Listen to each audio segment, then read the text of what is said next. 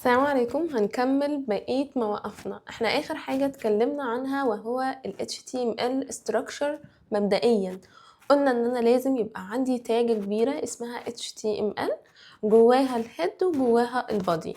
طيب دلوقتي بقى ايه التفاصيل؟ فاحنا هنبدأ بقى نشوف مع بعض ايه تفاصيل كل واحد منهم، وايه كل واحد مهمته عبارة عن ايه. برضو احنا زي ما شفنا في الهيد بنكتب فيه التايتل اللي بيظهر فوق في التابة. طب هل هو مكتفي بهذا الجزء؟ لا. والنهاردة احنا هنتكلم عن جزء الهيد الاساسي وبعد كده هندخل على جزء البادي. طيب اول حاجة كده لو احنا بصينا تاني وافتكرنا سوا ال HTML structure بتاعنا، قلنا انا عندي تاجة كبيرة زي ما احنا شايفين على السكرين، تاجة كبيرة اسمها HTML جواها بتشيل two tags. هنبدأ بقى نتكلم باللغة دي عشان احنا خلاص عرفناهم السيشن اللي فاتت، فنقدر نقول عندنا اول تاجة عبارة عن الهيد وتاني تاجة عبارة عن البودي. طيب الهيد بقى بيبقى شايل جواه ايه؟ اول مثال اللي هو التايتل، بس هو مش ده بس الكفاية. امال المفروض ان انا الهيد بيبقى مسؤول اكتر عن جزء السيرش انجن اوبتمايزيشن. يعني ايه السيرش انجن اوبتمايزيشن؟ او SEO. يعني ايه برضو ال SEO؟ هو ده مختص بان انا دلوقتي في عمليات البحث ان هو يريكومند الويب سايت بتاعي اكتر من اي ويب سايت تاني. وليكن مثلا يعني انا مش داخل اكتب اسم ويب سايت بعينه، مش داخل اكتب تويتر، مش داخل اكتب فيسبوك، مش داخل اكتب امازون، مش داخل اكتب ده بايدي. امال دخلت مثلا قلت ملابس رجالي، يبقى انت كده ما حددتش بالظبط اسم الويب سايت اللي انت عايز تجيب منه ملابس رجالي. هو بقى بيبدأ يعمل ايه؟ بيبدأ يطلع لك اقتراحات على اساس الكيورد او الكلمة اللي انت كتبتها. طيب فهنلاقي بقى في ويب سايتس ظهرت. طب هي اصلا مثلا هطلع لي اسم ويب سايت امازون، طب هو جه منين ويب سايت امازون وانا ما كتبتش ده في السيرش؟ انا كتبت ملابس رجالي. ازاي بقى هو ربط ده بالويب سايت ده؟ لانه هم لما بييجوا يعملوا الويب سايت بيحطوا تعريفات معينة في الهيد، احنا هنشوفها مع بعض. في الهيد ده بدي زي كيورد او كلمات مفتاحية ان اي حد لو كتب كلمة من الكلمات دي ابدأ رشح له الويب سايت بتاعي. هل هو بس مقتصر على الكلام ده بس؟ لا، هو طبعا هنلاقي فيه حاجات تانية زي مثلا بيحدد اللغة بتاعة الويب سايت، بيحدد كمان السايز بتاع الويب سايت. فكل ده احنا بنقدر نعمله فين؟ في الهيد. هنبدأ بقى نتعرف عليهم تاجة تاجة او element element، او يعني نشوف مع بعض ايه التفاصيل بتاعتها. طيب اول حاجة احنا اتعلمناها اللي هي التايتل، وخلاص عرفنا التايتل كمان بتاعنا بيظهر فين. اول حاجة بيظهر فوق في التابة، اسم التابة بتاعتي بيبقى مكتوب فيها الكلام اللي انا كاتباه في التايتل. طيب لو جينا بقى قلنا اول حاجة هنعرفها هي الميتا داتا. الميتا داتا دي مهمة جدا جدا جدا، هي دي المسؤولة اصلا ان انا احط فيها تعريفات الويب سايت للبراوزر. طيب اول ميتا تاج هنعرفها مع بعض اللي هي الميتا. تعالوا كده نشوف مع بعض. اول ميتا اللي هي النيم بتاعها مثلا، وليكن description. الميتا النيم بتاعها description، يعني انا دلوقتي بوصف له الويب سايت بتاعي عباره عن ايه، فهنقول له يبقى النيم بتاعي description. انا دلوقتي الميتا مسؤوله عن الديسكريبشن. طيب الكونتنت ايه قول لي بقى ايه الوصف بتاعك، فهقول له مثلا this is website for clothes. ابدا اشرح له بقى الويب سايت بتاعك عباره عن ايه. تمام، تعريف للويب سايت بتاعك ده الديسكريبشن. طب ايه كمان من الميتا؟ تاني حاجه الكيورد اللي انا لسه قايله لك عليها. الميتا النيم بتاعها keywords كده، وتبدأ تديله الكونتنت بتاعك اللي هو الكيوردز اللي انت عايزها. لو حد جه سرش بيها يطلع له الويب سايت ده، وليكن مثلا كلوز، مثلا من كلوز. حد دخل يسرش وقال انا عايز من كلوز، انا عايز ثواني كده اهو. يبقى بكتب كل واحدة وافصل ما بينها بفصل عادي جدا، وابدأ اديله كل المسميات اللي انا ممكن هحتاجها. او اي حد ممكن يسرش بيها. بس خدوا بالكم، ودي معلومه مهمه جدا، ان السيرش انجن اوبتمايزيشن كانت جوجل الاول بتعتمد على الكيورد دي، حاليا ما بقتش بتعتمد عليها. طب ليه؟ يجي ده سؤال مهم.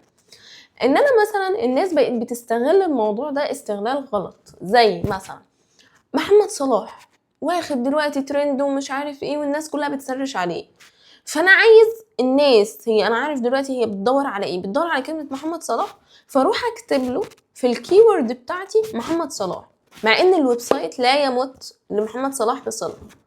يبقى انا كده عملت سوء استغلال. انا عايز اظهر الويب سايت بتاعي، انا كل ما الويب سايت بتاعي بيظهر والناس بتدخل عليه، انا كده بيجيلي زي فيوز، وانا كده باخد كل كليكايه بتدخل لي بيبقى فيها فلوس. طيب فهم بقى بدأوا يستغلوا الموضوع ده غلط، ويبدأوا يحطوا كيورد مش مناسبة للويب سايت، بيروحوا يدوروا ايه الترند ويبدأوا يحطوها في الكيورد، فبالتالي هم سيئوا استخدامه، وبالتالي جوجل راحت عاقبتهم وقالت انا مش هستخدم خالص الميتا كيوردز دي في السيرش انجن اوبتمايزيشن بتاعي. تمام؟ بس احنا برضو نبقى عارفينها. طيب ايه كمان؟ احنا كده قلنا الكيورد. في بقى حاجه اسمها الميتا فيوبورد، احنا عمالين نقولهم بالتفصيل مع بعض، بس خدوا بالكم انتوا مش لازم كل مره تقعدوا انتوا تكتبوهم بايديكم كده. امال انا ممكن اعمل ايه؟ بصوا انا همسح الصفحه كلها كده، وهروح اعمل كنترول، هروح قصدي اعمل شيفت علامة التعجب اللي هو رقم 1، شيفت 1 وانتر. بصوا كده ايه اللي حصل، طلع لي الاستراكشر كامل اللي انا عماله اتكلم فيه، هو طلعه كامل من غير ما انا اكتب حاجه بايدي. فانت كل مره هتيجي تعمل ويب سايت، بس احنا طبعا كنت بوريكم بالتفصيل عشان انتوا لسه في الاول فعاوزين تعرفوا كل كلمه بتتكتب. فدلوقتي انا لو رحت عملت شيفت 1 هيطلع لي هو الاستراكشر كامل. خلونا بقى نقرأ كده، لان هنشوف ايه اللي هيحصل. اول سطر، وده سطر مهم جدا، اسمه الدوك تايب HTML.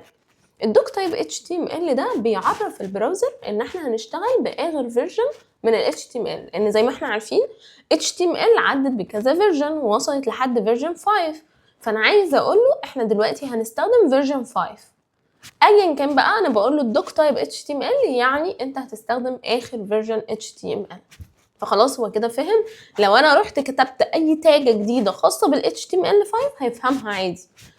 طيب بعد كده دي ال HTML بتاعتنا عادي، وادي الهيد بتاعنا. هنا بقى حاطط ميتا غير اللي احنا اتكلمنا عنها، دي ميتا مهمة جدا، دول المفروض اساسيين. اول حاجة الميتا كارست UTF-8. ايه ده؟ ايه UTF-8 وايه الكارست دي؟ اول حاجه انا بديله تعريف للبراوزر بتاعي او تعريف للويب سايت بتاعي باللغات المستخدمه. كان قبل كارست UTF-8 كان قبلها في واحده، يعني انتوا بصوا لو بصيتوا بيقول لكم في انواع تانية زي CESU8، في UTF-7، في BO مش عارف ايه، دي كلها اسامي، بس هو بيقول لك اوعى تستخدمها. طب ليه؟ لان انا دلوقتي بديله تعريف للانكودنج بتاع الويب سايت. يعني انا لو كنت كاتبه حاجه غير UTF-8 من ضمنها مثلا اخر حاجه كانت موجوده للUTF كانت حاجه اسمها ISO 8859-1، ده كان اخر حاجه مستخدمه قبل UTF-8. ده ما كانش بيدعم كل اللغات من ضمنها اللغات العربيه، فانا لو كنت كاتب ويب سايت او الكونتنت بتاع الويب سايت باللغه العربيه ما كانش هيكون، يعني مش هيسبورته، وبالتالي ما كانش هيظهر للويب سايت صح. هنلاقي بقى في اوقات كده بنلاقي ان الكلمه وانت كاتبها هتلاقيها متحوله لحروف وعلامات استفهام وعلامات مربعات، هو مش فاهم اللي احنا كاتبينه، فما بيجي يترجمه بيعمل له انكودنج ما بيفهمهوش. فالUTF-8 تاني انا بديله اللغات او الحاجات اللي المفروض هيسبورتها، ودي المفروض اللي انا استخدمها.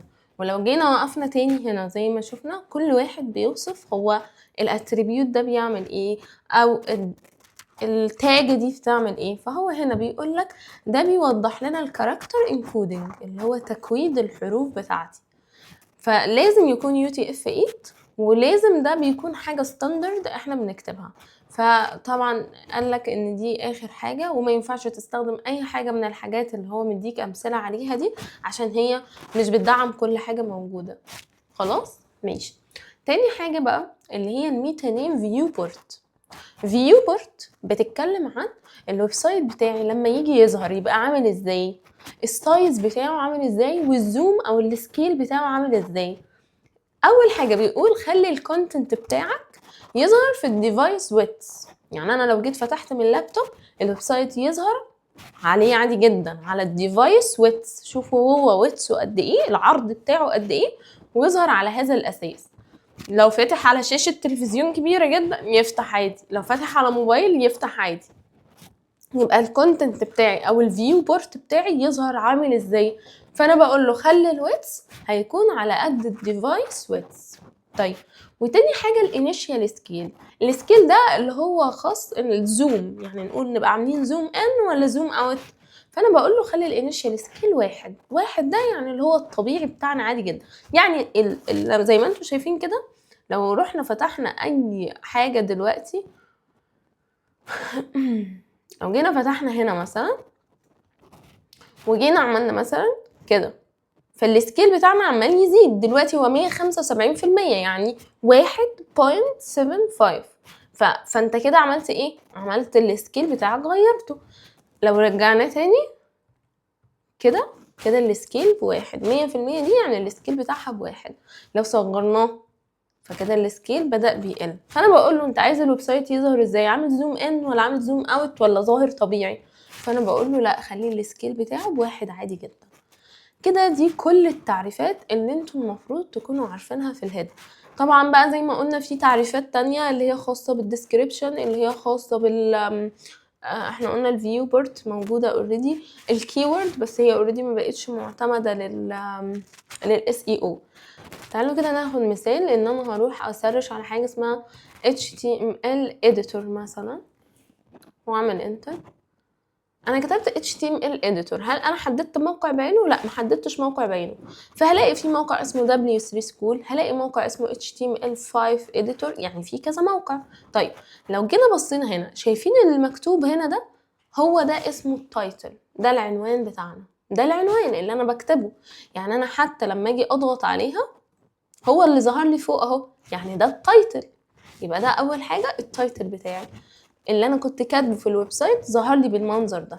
تاني حاجه لو انتوا شايفين الجزء ده الديسكريبشن اللي هو بيقول له ايه edit HTML CSS جافا سكريبت مش عارف ايه وعمال يشرح، ده اسمه الديسكريبشن، هو ده اللي كان مكتوب. فلو جينا فتحنا كده خلاص بدأ الموقع بتاعنا يظهر. فده مثال على الهيد. بعد ما اتكلمنا عن التفاصيل بتاعة الهيد، دلوقتي هندخل نتكلم عن تفاصيل البادي. البادي ده هو اللي هيحتوي على كل الاليمنت اللي موجودة عندنا في الصفحة بتاعتنا. طيب نرجع نقول تاجة، اي تاجة في الدنيا ليها الاوبن تاج والكلوز تاج، دي بنقول عليها تاج. طيب لو التاج جواها كونتنت، يعني في النص بقى فيها الكلام اللي هيبدأ يظهر، ده كله على بعضه بنقول عليه element، عشان بس المسميات دي هنكررها كتير واحنا شغالين. طيب خلونا كده اول حاجة عايزين نعرفها هي في البادي. البادي بتاعنا ممكن ياخد ايه؟ هو انا مش لازم التاجة تبقى القفلة والفتحة خلاص، لا، امال انا ممكن احط جواه حاجة اسمها attributes. يعني مثلا البادي ده كان ليه يعني ما بقيناش بنستخدمها بس احنا هنقولها برضو، ليه attributes زي حاجة اسمها ايه؟ background. لو انا كنت عايزة ادي البادي بتاع الصفحة بتاعتي background color، خليه مش لونها ابيض زي ما هو واخليه واخد لون تاني، فكنت بديله حاجة اسمها BG color، يعني background color، واديله اي لون وليكن مثلا هقول بلو. وعاوزين نشوف الكلام ده مع بعض، هنروح نعمل ايه؟ هنعمل open with live server زي ما اتفقنا المرة اللي فاتت. اهو الويب سايت بتاعنا اتحول الباك جراوند بتاعته بقت لونها ازرق. طيب ايه كمان؟ يعني ايه كمان ممكن ادي؟ ده اسمه اتريبيوت. الاتريبيوت ده عباره عن ان انا بدي صفه وبديها ايه الفاليو بتاعتها. هل الصفه دي انا بكتبها من دماغي؟ لا، دي صفات معينه احنا اللي بنكتبها على حسب هم قايلين لنا عليها. طيب فده البي جي كلر. طب ايه كمان؟ في حاجه اسمها باك جراوند بس، فانت ممكن تحط فيها زي صوره، ان انا عايزه اخلي الخلفيه بتاعتي مش كلر، انا عايزها صوره مثلا، فهروح اجيب اي صوره واحط اللينك بتاعها. اكتر موقع احنا هنتعامل معاه وهنستخدمه لما نيجي نسرش على صور معينة هو بيكسل، فانت ممكن تكتب كده بيكسلز واختار الصورة اللي انت عايزها وهنحطها باك جراوند دلوقتي. اوكي، دلوقتي هنشوف اي صورة. هناخد مثلا الصورة دي، فهنجيب لها كوبي ايمج لينك. كوبي ايمج لينك انا كده هاخدها هحملها من الويب سايت ده، فهاجي الباك جراوند هحط لها الصورة دي كده. انا حطيت اللينك بتاع الصورة. تعالوا بقى نشوف شكل الويب سايت اهو. الصورة فيه محطوطة، بعيدا بقى طبعا ان هي السايز بتاعها اهو كده ظهرت معانا شوية. طيب، فكده انا حطيت ايه؟ حطيت باك جراوند ايمج. ده دلوقتي كله يعني بلاش نستخدمه. ليه؟ لان احنا في اول سيشن اتكلمنا لو فاكرين، قلنا ان ال HTML معمولة عشان اعمل الهيكل، مش مسؤولة عن اي ديزاين، يعني مش مسؤولة عن اي ستايل، مش مسؤولة عن اي ستايل. فانا دلوقتي ككونتنت لا، انا هكتبه بال HTML، فما اهتمش بقى بكالرز، ما اهتمش بباك جراوند، ما اهتمش ببوزيشن، لا، لان كل الكلام ده احنا هنتعلمه مع بعض في CSS. بس احنا بنقول ان احنا كان عندنا قدرة نعمل بعض الحاجات بال HTML، بس هي حاليا deprecated. الكلمة دي ممكن تعدي علينا برضو. deprecated دي يعني ما بقتش مستخدمة حاليا. طيب خلونا كده نبدأ في البادي بتاعنا. اول حاجه لو انا عايز اعمل هيدنج او هيد يعني عنوان اساسي للويب سايت بتاعي، فقال لي بنعمل بتاج اسمها اتش. الاتش ده بيبدا يترقم معانا من 1 ل 6، يعني انا ممكن اعمل H1 H2 H3 H4 H5 H6. طيب دول عباره عن ايه؟ ده بيبقى لو انا عايز اعمل عنوان، يعني مثلا خلونا كده نقول H1، وهنقول ان ده العنوان الرئيسي بتاع الويب سايت بتاعنا. Welcome to my website. ده العنوان الرئيسي. H1 ده هو أكبر H1 أو أهم H1. يعني لو جينا بصينا، طبعا أنا عاملة زوم أوت كتير، ادي الزوم ان، ده الحجم الطبيعي بتاعه بيبقى بولد يعني سميك زي ما انتوا شايفينه كده، واكبر نوع. طيب لو جينا بدأنا اخدنا اشكال تانية او اخدنا H2 H3 و H4 عشان نقدر نفرق ما بينهم، ادي ده H1 ده H2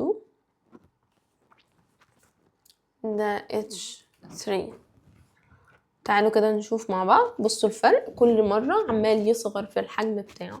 ف H1 هو most important heading، أكبر وأهم عنوان هو ال H1. وال H1 دايما خليه واحد بس، ما تخليش معاك في الصفحة أكتر من H1. أنا ال H1 هو واحد بس، بعد كده H2 ممكن أعمل أكتر من عنوان، H3 أعمل أكتر من عنوان، لكن H1 هو ده العنوان الرئيسي يعتبر، فما فيش أكتر من عنوان رئيسي، هو بيبقى عنوان رئيسي واحد. فعشان كده H1 بنعملها بالطريقة دي. وزي ما احنا شفنا فتحة التاج وقفلة التاج ده نقول عليه تاج، لكن ده على بعضه كده نقول عليه element، ده اسمه element. ماشي كده، انا معايا H1 لحد H6. دول عبارة عن ايه؟ دول عبارة عن الهيدنج بتاع الويب سايت بتاعي. بقى مهمة يا شباب، اللي هو ايه؟ الكيس سنسيتيف. هل ال HTML كيس سنسيتيف؟ قال لي لا مش كيس سنسيتيف. يعني ايه كيس سنسيتيف اصلا؟ يعني هل حروف الكابيتال والسمول في التاج بتاعي بيفرق؟ انا ماليش دعوه بالكونتنت اللي بكتبه جوه، اكتب زي ما تكتب، هتكتب عربي حساب انجليزي زي ما تكتب، هو ما بيقولكش حاجه. انا بتكلم على اسم التاجه نفسها. التاجه نفسها هل ينفع تبقى كابيتال؟ قال لي اه عادي، مش هيقول لك ايرور مثلا، مش هيعمل لك مشكله. يعني انا كتبت H3 عادي اهو كابيتال، ومع ذلك اداني اوت بوت، ما قاليش ان في مشكله. بس الصح ايه والاصح ايه؟ ان انا اخلي كله سمول. فالسمول هو الريكومند، هو المرشح، هو الصح يعني. فهخلي دي اتش تاني سمول. فدي اول حاجه نبقى عارفينها. هل ال HTML كيس سنسيتيف؟ لا هي مش كيس سنسيتيف، والريكومندد ان انا اكتبها بالسمول. طيب تاني حاجه عاوزين نعرفها وحاجه مهمه جدا، اللي هي اسمها ايه؟ الكومنتس. يعني ايه الكومنتس؟ اوقات بيطلب مننا عميل ان احنا مثلا نعمل له حته معينه. قال لي مثلا بسمع انا عايز اعمل ال H2 مكتوب عليه ويلكم تو ويب سايت. قلت له ماشي زي الفل وعناية وعملت. جه بعدها قال لي بس معلش احنا عاوزين نغير ال H2 دي. هو طبعا مش بيقول H2 كده، هو بيقول عايزين نغير العنوان. عايزين نغير العنوان الفلاني نخليه مثلا عنوان تاني.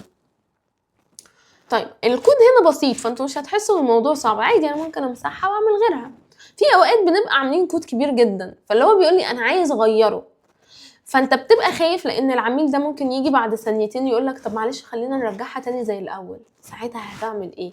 هل هتروح ترجع تفتكر انت كنت كاتب كود ايه تاني من الاول؟ يعني انا لو كاتب كود دلوقتي نص صفحه، او كاتب دلوقتي كود عامل زي 100 سطر، وهو جه قال او والله احنا محتاجين نغيره ونعمل حاجه تانية، قلت له ماشي زي الفل وغيرته وعملت له الحاجه اللي هو عاوزها، وجه تاني رجع وقال لي ايه، طب معلش ينفع نرجعها للاولاني تاني؟ طب شوف بقى انت لو كنت كاتب كود في الاولاني ده تاني وعايز ترجع تجيبه هتعمل ايه؟ عشان كده عملوا حاجه اسمها كومنت. هل هي معموله لده بس؟ قال لي لا، برضو معموله لحاجه كمان.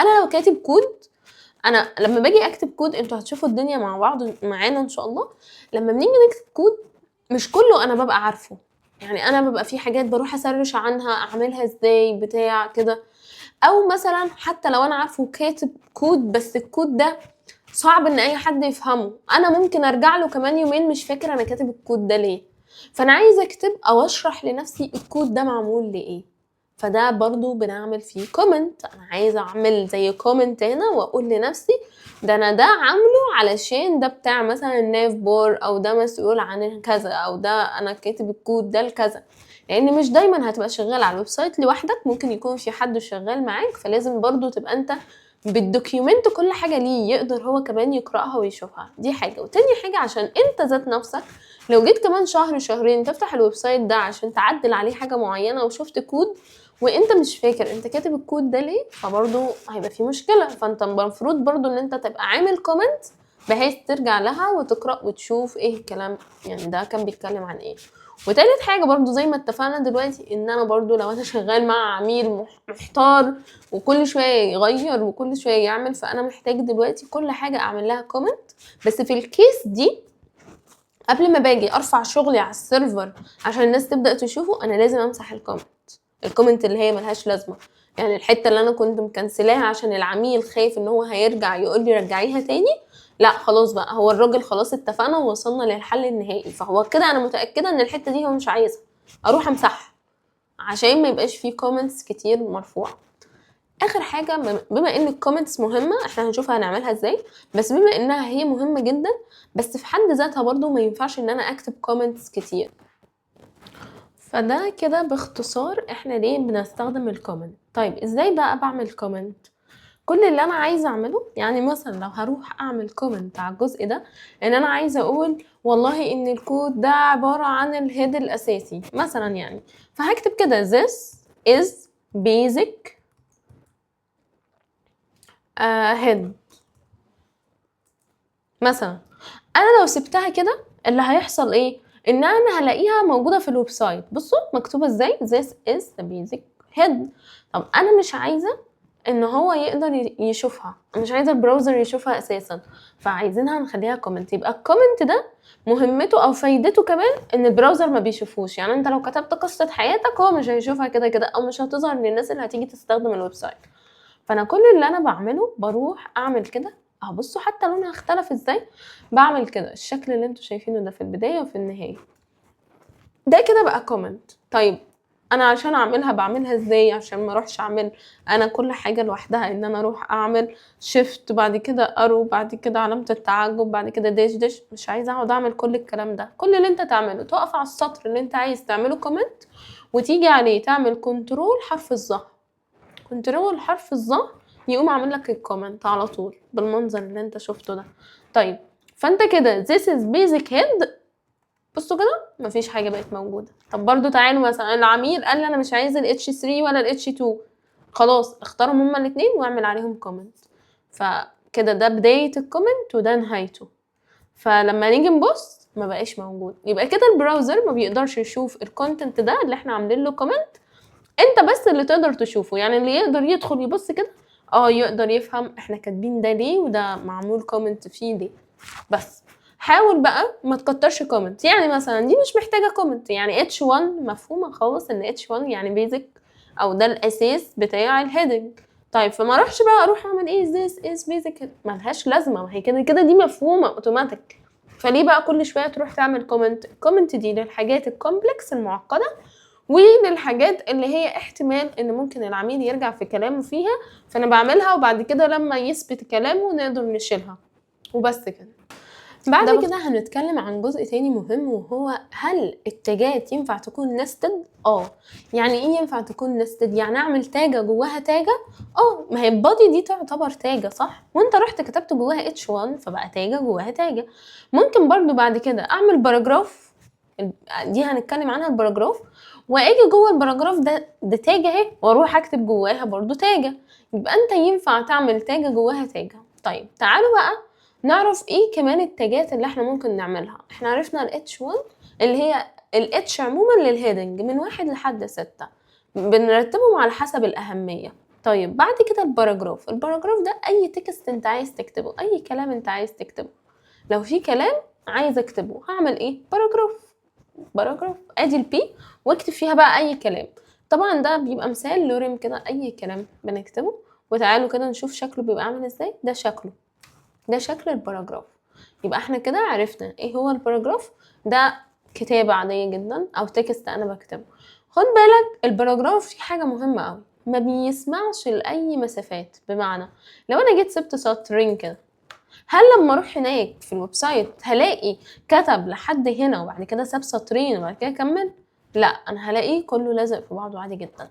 فالباراجراف بيشيل اي مسافات ما بيسمع لهاش. طب افرض انا عندي باراجراف وعايزه اسيب مسافات. يا عم انا دلوقتي مش عايز الكلام يبقى مكتوب كله على بعضه، انا عايز اسيب سطر بعد دي.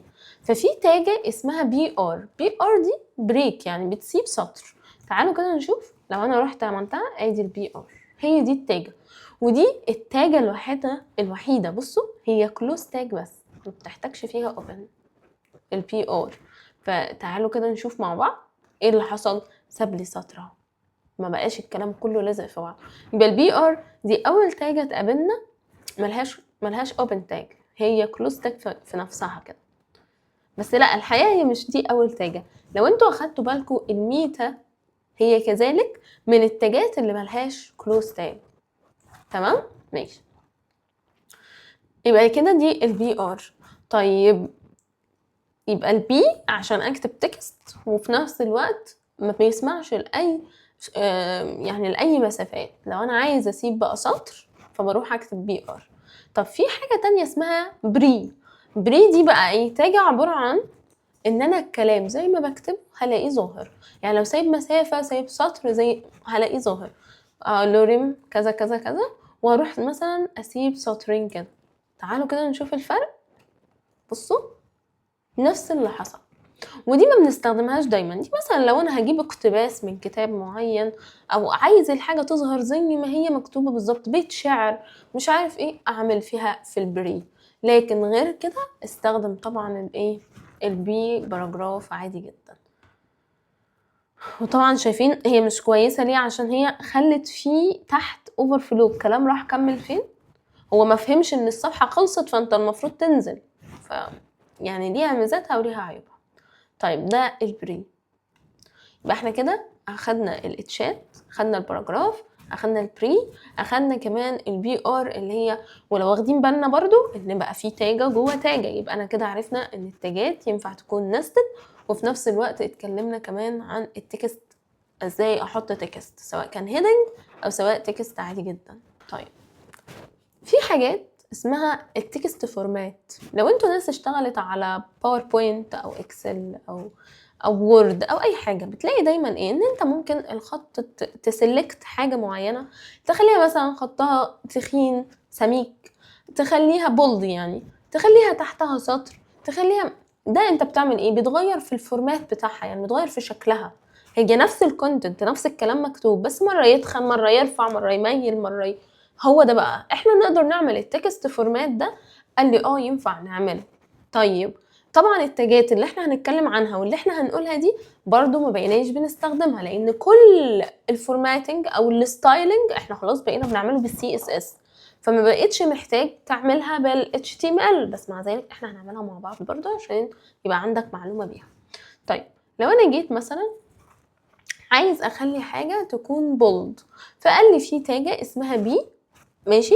لو كتبت جواها اي حاجة وليكن اسمي مثلا بسملة، وجينا بصينا كده بصوا لقيناها ايه؟ الخط بتاعها بولد. طيب لو احنا عارفين الايتاليك ان الخط بيقوم مميل حبة كده، فخلاص بنخلي حرف البي ده اي. الموضوع هيبقى سهل في الحفظ علشان الاسامي هو بياخد اول حرف، يعني الموضوع مش صعب.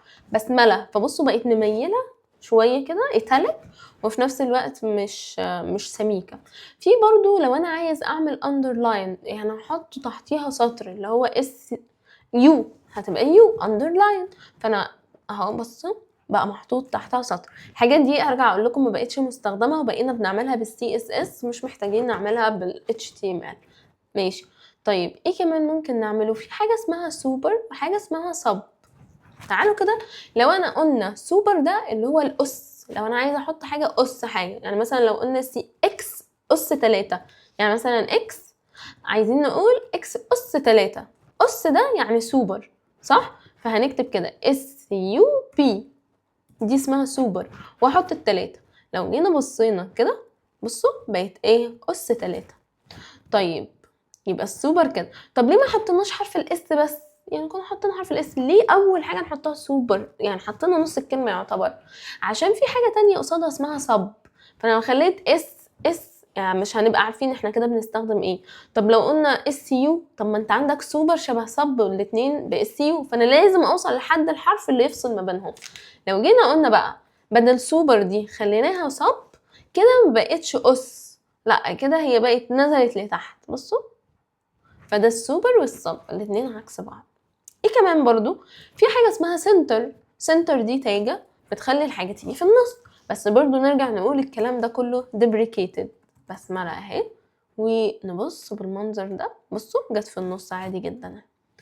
طيب في غيرهم كتير طبعا، بس احنا ايه حاولنا ندي مثال لأكتر حاجات مشهورة، بس هي still نرجع نقول انها deprecated. بعد كده هندخل على جزء ان انا لو عايز احط صورة في الويب سايت. ازاي احط صورة؟ يعني احنا حطينا كلام خلاص، عايزين نحط صورة. نحط صورة ازاي؟ في تاجة اسمها image، ودي تاجة ملهاش كلوز تاج. يبقى احنا كده اهو عاملين ناخد يعني هي open وكلوز في نفس الوقت. زي اهي image، بصوا image دي التاجة بتاعتنا اسمها ايه؟ image دي. طيب ليها بقى ايه؟ ليها two attributes، حاجة اسمها source، يعني السورس بتاع الصورة ايه، وحاجة اسمها alt، هنفهم كل واحدة بالتفصيل. السورس بتاعنا اللي هو الوصف او السورس المصدر بتاع الصورة. فانت عندك حاجة من الاتنين، يا اما الصورة دي انت هتجيبها من على النت، يا اما الصورة دي اوريدي عندك على الجهاز، صح؟ عندنا two options، يا الصورة من على النت فهجيب اللينك بتاعها زي ما احنا شفنا مرة. وكل اللي انا بروح اعمله ان انا ساعتها اروح اشوف الصورة، انا اخدت مثلا الصورة دي هي اللي عجباني، اروح اعمل كده copy image link، واخدت الصورة اللينك بتاعها واروح احطه فين؟ احطه في السورس كده، واروح افتح كده الويب سايت بتاعي، هلاقي الصورة محطوطة. بس طبعا الصورة كبيرة، انتوا شايفين الصورة كبيرة جدا، رايحة يمين وشمال وبتاع عشان تقدر تشوفها. طيب المهم ان انت كده قدرت تحط الصورة، احنا مش فارقين دلوقتي المقاس، احنا بنتكلم ان انا احط اصلا الصورة. طيب الصورة دي كانت على النت، طب انا عايز بقى صورة هي اوريدي على الجهاز، اعملها ازاي؟ لازم تكون في الفولدر بتاع المشروع بتاعك. يعني ادي انا عندي اهو الفولدر اللي احنا عملناه اسمه بروجكت، وحطينا فيه الفايل اللي اسمه HTML. اعمل فولدر بقى حط فيه الصور بتاعتك تكون جوه البروجكت images، لو هم اكتر من صورة عشان تحطهم كلهم جوه بعض في الفولدر ده. طب لا هي صورة واحدة بس، هي صورة، انا مش عايز فولدر، انا عايز احط صورة واحدة. خلاص شوف الصورة، اعمل لها داونلود، نزلها عندك. خلينا نختار صورة تانية عشان نقدر نوضح، مثلا نختار الصورة دي، هعمل لها دلوقتي ايه؟ داونلود. الصورة نزلت اهي. الصورة دلوقتي نزلت عندي انا في الداونلودز، انا عايزاها في المشروع بتاعي، يبقى اروح احطها في المشروع بتاعي اهي، احطها هنا في المشروع بتاعي، كده بقت موجودة في المشروع. طبعا اسمها كبير قوي، فاحنا ممكن نغير اسمها، مثلا نعمل لها rename، نغير الاسم بتاعها ونقول مثلا flower، هي صورة بتدل على الوردة، فبقى معايا الصورة. عايزة بقى احطها، السورس بتاعي دلوقتي مش هيبقى لينك، ليه؟ لان هي الصورة معايا في المشروع. السورس بتاعي دلوقتي هي فين؟ هي جنبي، الصورة موجودة جنبي اهي، يبقى اكتب اسمها على طول فلاور. بصوا حتى هو بدأ يطلع لي اسمها flower.jpg. تعالوا كده نروح نبص على الويب سايت بتاعنا، الصورة بتاعتنا جت. يبقى أنا كده قدرت أحط الصورة سواء كانت على الإنترنت سواء كانت عندي. طب خلونا برضو يعني ايه نزود الموضوع صعوبة شوية. لو الصورة دي أنا معايا أكتر من صورة وهحطهم في فولدر، يعني أنا هروح أعمل فولدر كده هلم فيه كل الصور images، ده الفولدر بتاعي. فالصورة دي أنا هحطها جواه، الصورة دي بقت معايا جوه في الفولدر، هي مش بره، هي كده جوه الفولدر. فهنا السورس بتاعي هيبقى نفس الفلاور.jpg. قال لي لا، لان انا بصيت مفيش حاجه ظاهره. امال ازاي بقى الصوره تظهر؟ انا بديله المسار، يعني انا بديله هو هيروح فين عشان يلاقي الصوره. فانا عايزه اقول له احنا لما كنا كاتبين flower.jpg فبيبص جنبه لقى الصوره. طب هي دلوقتي مش جنبه، ده هي جوه الفولدر اللي اسمه images. يبقى انا كده محتاجه اقول له السورس بتاعك الفولدر اللي اسمه images، ادخل عليه وبعدها هتلاقي الصوره. فكده الصوره في الوقت ده تظهر. فعرفنا نحط ازاي الصوره سواء كانت من على الانترنت سواء كانت اونلاين عندي على الجهاز سوري. يبقى كده عرفنا نحط الصوره سواء كانت على الانترنت او كانت عندي على الجهاز بتاعي. طيب طبعا زي ما انتم شايفين الصوره كبيره قوي، الصوره كبيره جدا، انا عايزها اصغرها شويه، انا عايزها تصغر. فممكن نديها اتريبيوت كمان، مش بقى السورس والالت، لا نعمل احنا كمان اتريبيوت معروف اسمه ويتس. الويتس ده انا بحط فيه مثلا حجم الصوره، فانا بقول له 150 بدل ما هي كبيره قوي كده، فبصوا واخده 150 بس. يبقى انا كده قدرت اتحكم في حجم الصوره عن طريق حاجه اسمها ويتس، ده بيتحكم في العرض. طب لو عايزه اتحكم في الطول يبقى هديها حاجه اسمها ايه هايت، واقول له مثلا 100، فهنلاقي طولها صغر بقى 100. بصوا صغرت ازاي، اتضغطت كده. فكده انا قدرت اديها ويتس وهايت. خلينا بس نكتفي بالويتس. طيب ايه بقى الالت دي؟ الالت دي مهمه جدا لحاجه اسمها الاكسسبيليتي. يعني ايه الاكسسبيليتي؟ الويب سايت بتاعك مش دايما بيبقى ناس داخله تشوفه. في ناس مثلا يا اما ما عندهاش القدره انها تشوفه بتسمع الويب سايت. هتقولي بتسمع الويب سايت، اقول لك في حاجه اسمها سكرين ريدر بيشتغل، بيبقى اكستنشن محطوطه للجهاز بدون مشغلينها، بيبدا يوصف له او بيقرا له الويب سايت، فبيبدا يمشي عليها تاجه يقول عندنا عنوان اسمه ايه ويلكم تو ماي ويب سايت، والتكست بتاعنا بيقول لورين مش عارف ايه. لما يجي عنده الصوره هو ما بيقدرش يقرا السورس بتاع الصوره، فانا ببقى كاتباله الالت دي عشان افهمه الصوره دي عباره عن ايه. فانا مثلا هقول له ايه this is flower image. يبقى انا عندي الالت هو عباره عن حاجه انا بحطها ادسكرايب او اوصف الصوره اللي عندي لحاجه من الاتنين، يا اما للاكسسبيليتي زي ما اتفقنا، لان لو انا واحد مش قادر يفتح الويب سايت زي مين، هل لازم يكون شخص كفيف مثلا او ذات القدره انه مش قادر يشوف؟ لا مش لازم. ممكن يكون واحد مثلا ماسك الموبايل كده ومش فاضي، او بيسوق العربيه، او مش عارف ايه، او قاعد مع عياله فمش عارف يمسك الموبايل. فالناس دي عايزه تشوف الويب سايت بس هي مش قادره دلوقتي انها تسكرول وتشوف بايديها وبعينيها وبوشها، هي ناس مشغوله فبتبقى مشغله جنبها. فهو ده احنا بنستخدم بقى ساعتها الالت دي عشان نقدر نوصفه. وتاني حاجه مهمه جدا، حتى لو انت عندك القدره ان انت تفتح الويب سايت بس الانترنت مثلا مش مساعدك، الانترنت بطيء جدا، الانترنت فاصل، وعايز تشوف الصوره دي في الوقت ده، هيشوفها ازاي؟ مش هيشوفها لو انت جايب صوره من على النت. انا دلوقتي بتكلم ان الصوره مثلا من على النت وانت بتاخد الصوره دي من على النت والنت بطيء فهي مش راضيه تحمل. فطبعا اليوزر لو وقف كده شويه والصوره مش راضيه تحمل بيزهق، صح؟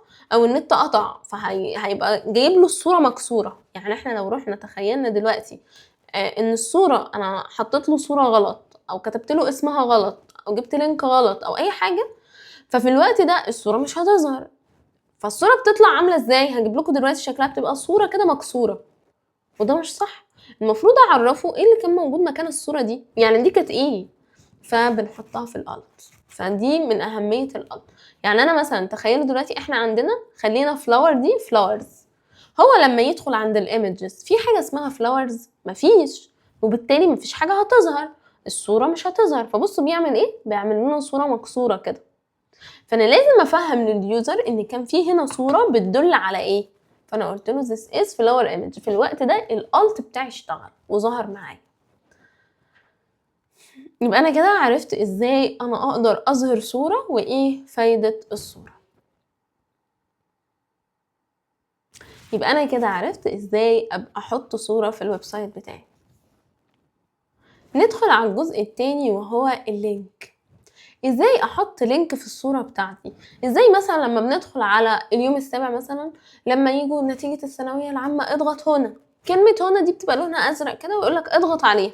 مجرد ما بتضغط عليها بيوديك صفحة تانية مع انها كلمة عادية جدا. لا دي مش كلمة، دي دلوقتي لينك.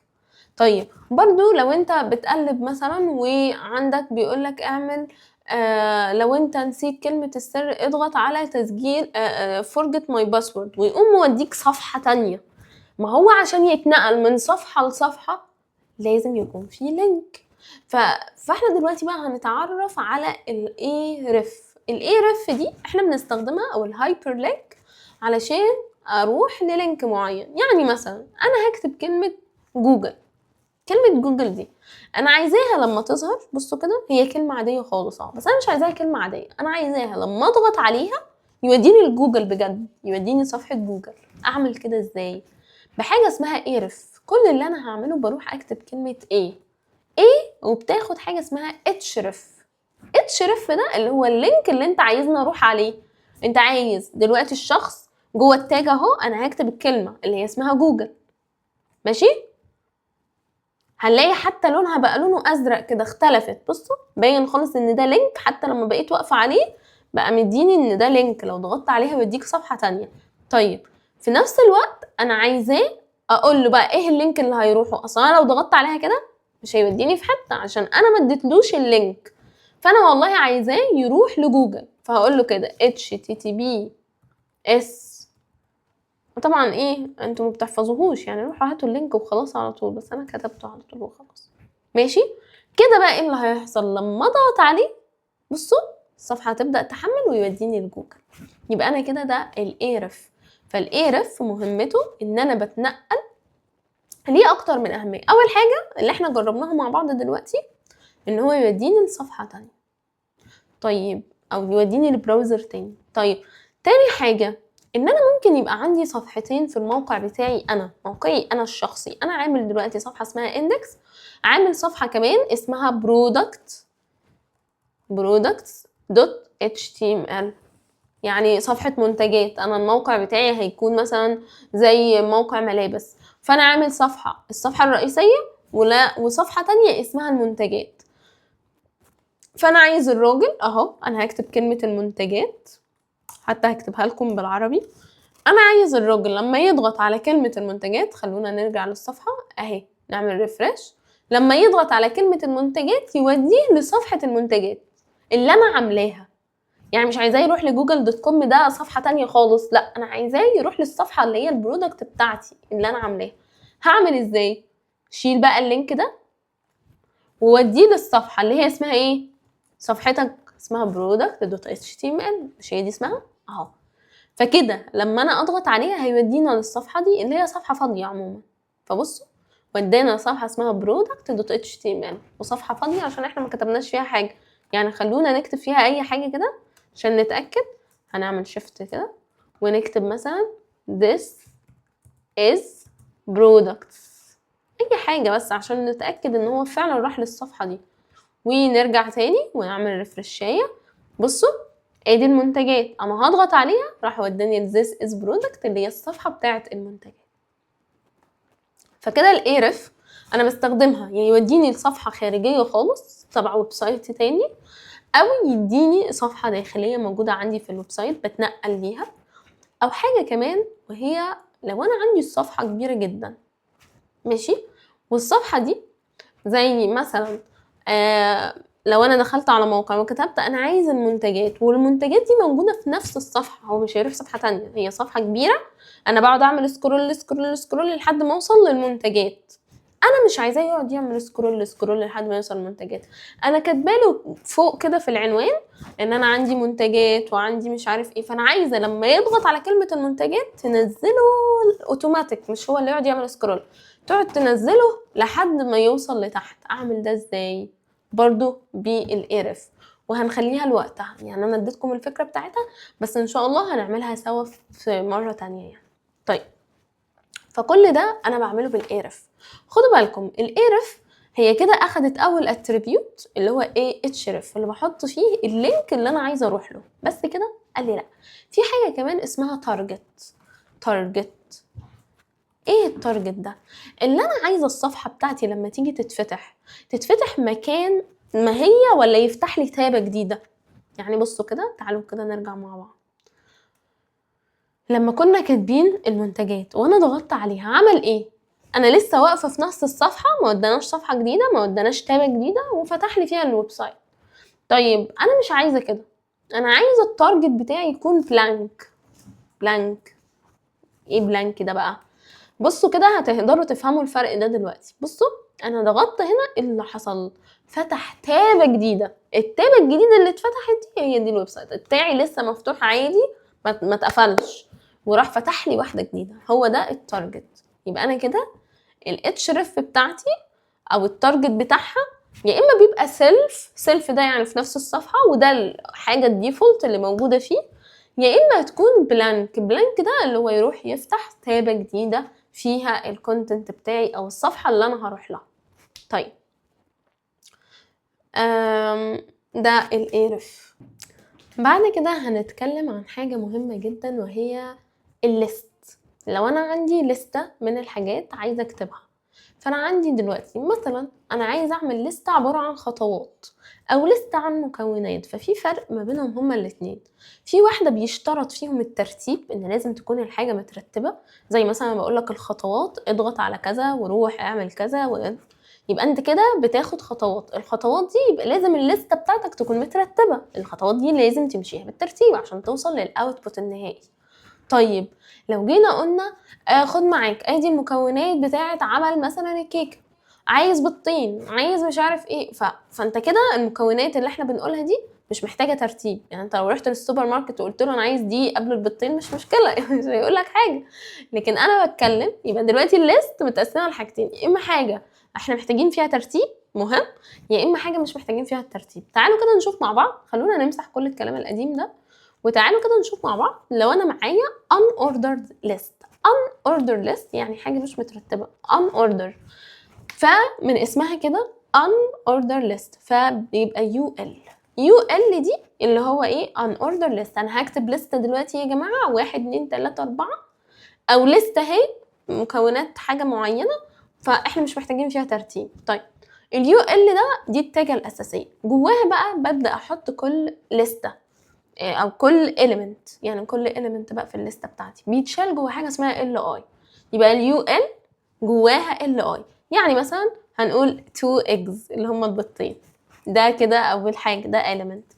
تاني حاجة عاوزين نعمل LI تانية، شايلة مثلا الفلاور اللي هو الدقيق. يبقى انت كده لو بصينا على الشكل بتاعها اهو، نقفل ده بقى كده اهو، لو بصينا على الشكل بصوا دي ان اوردر ليست، حاطط لي دوت نقطه كده اهي لو انتوا شايفين ده. فكده انا الحاجه دي مش مهم انها تترتب، حط بقى زي ما انت عايز تحط من حاجات تانية. فانت كده كل حاجه لازم تحطها في ال اي. دي عشان حاجه مش مترتبه فحطيناها في اليو ال. طب تعالوا نحط حاجه مترتبه، هتبقى او ال اللي هي اوردر ليست. او ال برضه هتبقى شايله جواها ال اي. مثلا عايزين نقول دلوقتي ان انت لازم تروح خطوه معينه، ان انت تضغط مش عارف كليك ايه. يعني مثلا هقول لك اوبن، اول حاجه ستارت منيو، انا بقول لك افتح الستارت، انا بديله دلوقتي خطوات المفروض يمشي عليها بالترتيب، ما ينفعش حاجه قبل حاجه. بعد كده هقول له كليك اون فيجما كذا، يعني ايا كان. فلو جينا بقى بصينا على الفرق في الشكل اهو، بصوا هنا بقى بدأ ده يرتبها، يقول له 1 كذا 2 كذا. فهو ده اليو ال والاو ال. طيب، في حاجة برضو مهمة وهي الشكل بتاعها. يعني انا unordered list يعني حاجه مش مترتبه ومديني الشكل بتاع السكوير، الحاجه الدايره دي او البوليت دي اسمها بوليت. طيب انا عايز شكلها يبقى مختلف، مش عاجبني الشكل ده، فانت ممكن تروح تكتب كده تايب، التايب بتاعها يبقى عامل ازاي، انا عايز يبقى الشكل بتاعي ظاهر ازاي. هو ظاهر بوليت، طب انا عايز مثلا يظهر سكوير، ثواني انا كاتباها غلط، سكوير. تعالوا كده نشوف الشكل، بصوا بقى عامل ازاي، بقى مربع، كان الاول دايره. تفاصيل. طيب عايز مثلا تكون، يعني انا كده عملت سكوير.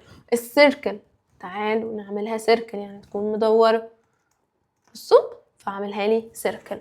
طيب دي عشان هي ان اوردر ليست. طب لو انا مثلا في الاوردر ليست بقى عايز برضو اغير الشكل، انا مش عايز 1 2 3، في مثلا بيقولوا A B C، عايز مثلا A كابيتال، في فرق برضو ان هو يقول A كابيتال B كابيتال، يعني برضو براحتك غير هنا التايب. تعالى في التايب، التايب بتاعك هتقول مثلا انا عايز والله 1 2 3 زي ما هي، او A كابيتال فهيبقى A كابيتال B كابيتال C كابيتال وهكذا. بصوا اهو، يا اما عايزها والله A سمول اهو، فهنلاقي ان هو بدأ يعد بالسمول، يا اما عايزها مثلا الاي كده، بصوا هنلاقيه بدأ يعد بالمنظر ده. فده عشان هو حاجة اوردر ليست. يبقى احنا كده اتكلمنا عن الليست. طيب تعالوا كده نجرب مع بعض الشكل اللي هيطلع معاكم على الشاشة ده، عاوزين نعمله. يعني احنا عاوزين نعمل الشكل ده دلوقتي بالان اوردر والاوردر ليست وهما الاتنين مع بعض. طيب تعالوا كده نشوف مع بعض هيتعمل ازاي. اول حاجة 1 فرونت اند، 2 باك اند، 3، يبقى دي حاجة ايه؟ اوردر. يبقى انا كده هعمل اوردر ليست اللي هي الاو ال بتاعتي، شايلة جواها ال اي، هنكتبها الاول ال اي اسمها فرونت اند، فرونت اند، وال اي كمان اللي هي باك اند، وال اي اخيرة اللي هي مين؟ الفاينل بروجكت. طيب كده انا عملت اللي هم متساويين، يعني احنا لو جينا بصينا او اللي هم قصدي بالترتيب. طيب فرونت اند دي بقى جواها يو ال تانية او او يو ال ان اوردر، جواها يو ال عبارة عن ايه؟ HTML CSS مش عارف ايه. طيب يبقى هنيجي نعمل جوه ال اي دي، عند ال اي دي نروح نعمل لها ايه؟ نروح نعمل لها يو الاية، واليو الاية دي هتبقى شايلة HTML. طبعا لا سوري، اليو ال لازم يكون جواها ال اي، فهنقول لها HTML، بعد كده ال اي تانية عبارة عن CSS، وال اي تالتة عبارة عن جافا سكريبت. تعالوا كده نشوف الشكل، بصوا فرونت اند HTML CSS جافا سكريبت. حلو كده، دي اول واحدة. طب تاني واحدة فيها ايه؟ فيها برضو ليست تانية، بس الليست ديت A و B، يعني دي مترتبة، يعني معنى كده هتبقى OL جواها LI PHP و LI كمان لارافيل.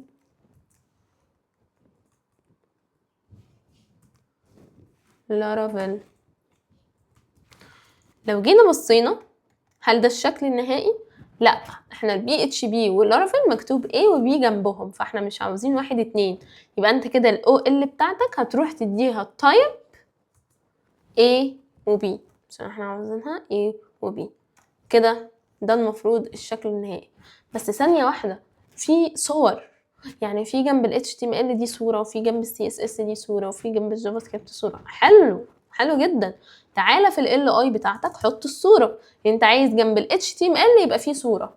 الصورة دي عشان احنا بنعملها ازاي؟ بنكتب كلمة image اهو، وروح حط الصورة بتاعتك، هات صورة من على الانترنت مثلا اللي هي بتاعة ال HTML تاج، وخد الصورة دي اهي مثلا، خلينا في ال HTML دي اهو، هو ده، واعمل كده واعمل copy image address كده، وروح حط ده اللينك بتاعك. ده لو انت هتاخدها من على الانترنت على طول. اهي بص، بس دي كبيرة قوي، عاوزين نصغرها عادي، احنا واخدين حاجة اسمها ويتس. تعالى كده واعمل ايه ويتس، خليها مثلا 50 بس عشان تبقى صغنونة كده. لا ده عايزة تبقى اصغر اكتر، خليها 20 او 10 او 15. شوف الحجم اللي هيكون مناسب للشكل. اهي فكده ظهرت معانا. روح برضو اعمل السي اس اس، هات صورة، وهات من الجافا سكريبت هات لها صورة، وهكذا. فانت كده قدرت ترتب الاليمنت بتاعتك. حطينا اليمنت جوه اليمنت، عملنا يو ال جواها ال اي جواها ايمج. فانت كده يعني عملنا يعتبر طبقنا على كل الايتمز اللي احنا اتكلمنا عنها السيشن دي. بتمنى طبعا تكون السيشن كانت بسيطة، وبالتوفيق.